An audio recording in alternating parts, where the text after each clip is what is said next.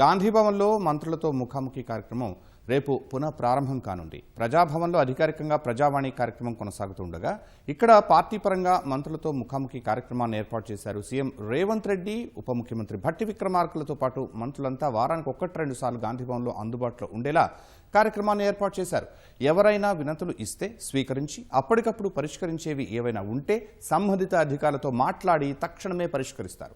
మిగిలినవి ఆయా శాఖలకు పంపి పరిష్కరించేందుకు కృషి చేస్తారు. గత కొన్నాళ్లుగా ఆగిన ఈ కార్యక్రమాన్ని మళ్లీ పునరుద్ధరించారు. వివరాలను మా ప్రతినిధి తిరుపాల్ రెడ్డి అందిస్తారు.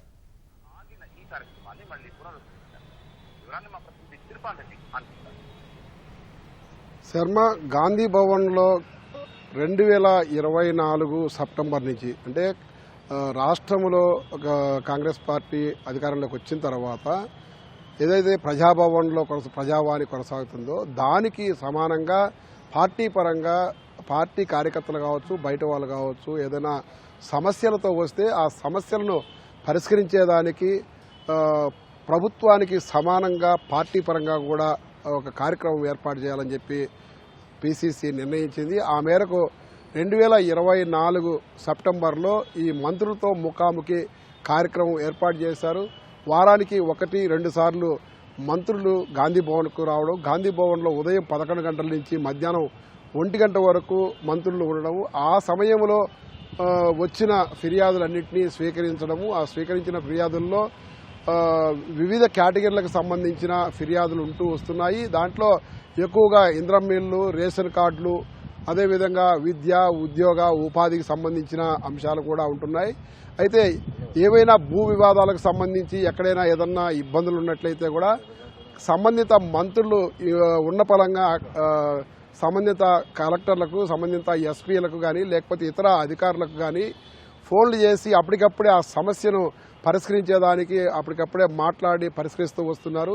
మిగిలినవి శాఖాపరంగా ఉన్న అంశాలన్నింటినీ కూడా ఆయా శాఖలకు పంపించి పరిష్కరించేదానికి ప్రయత్నం చేస్తున్నారు. మొత్తం మీద ఇప్పుడు దాకా 20 మంది అంటే ముఖ్యమంత్రి రేవంత్ రెడ్డితో పాటు ఉప ముఖ్యమంత్రి భట్టి విక్రమార్క, అదేవిధంగా ఇతర మంత్రులు మొత్తం కలిపి దాదాపు 20 సార్లు గాంధీ భవన్లో మంత్రులతో ముఖాముఖి కార్యక్రమం కొనసాగినట్టుగా గణాంకాలు స్పష్టం చేస్తున్నాయి.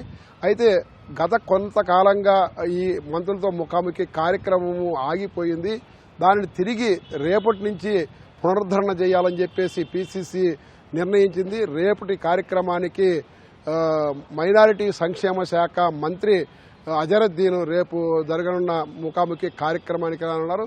మొత్తం మీద ఇక్కడికి ఇప్పుడు దాకా జరిగిన ఈ ముఖాముఖి కార్యక్రమాల ద్వారా దాదాపు 3,500 దాకా ఈ సమస్యలు వచ్చినట్టుగా గాంధీభవన్ వర్గాలు చెప్తున్నాయి. ఈ 3,500 సమస్యలలో దాదాపు 2,000 దాకా పరిష్కారమైన, మిగిలిన 1,500 వివిధ శాఖల వద్ద పెండింగ్ ఉన్నాయి. వాటన్నిటికి సంబంధించి కూడా గాంధీ భవన్లో ప్రత్యేకంగా ఏర్పాటు చేసిన విభాగము పర్యవేక్షణ చేస్తోంది. ఏవైతే సమస్యలు ఉన్నాయో ఆ సమస్యలన్నింటినీ కూడా పూర్తిగా పరిష్కారం చేసి సంబంధిత వినతి పత్రాలు ఇచ్చిన వాళ్ళకి నేరుగా ఫోన్ చేసి చెప్పే వ్యవస్థను కూడా ఏర్పాటు చేశారు.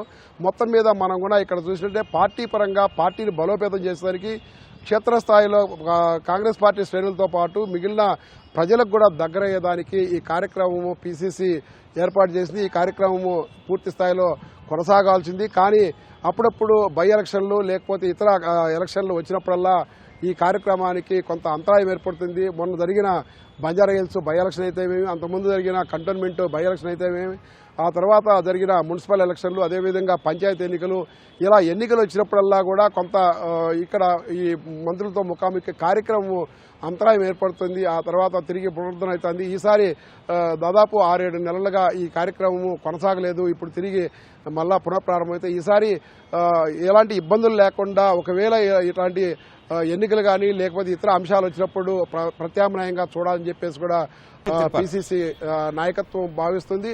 కాబట్టి ఈ మంత్రులతో ముఖాముఖి కార్యక్రమము మరింత పటిష్టం చేసి దీన్ని ప్రజావాణి కంటే కూడా బలంగా వచ్చిన ప్రతి వినతిని కూడా పరిష్కరించేదానికి పరిష్కారం చేసేదానికి పార్టీ పరంగా ప్రయత్నం చేయాలని చెప్పేసి భావిస్తోంది. కాబట్టి రేపటి నుంచి జరగనున్న ఈ మంత్రులతో ముఖాముఖి పునఃప్రారంభ కార్యక్రమము ఈ యథావిధిగా కొనసాగుతుంది, ఎక్కడ అంతరాయం లేకుండా ఉంటుందని చెప్పి కూడా కాంగ్రెస్ పార్టీ వర్గాలు చెప్తున్నాయి. Over to studio.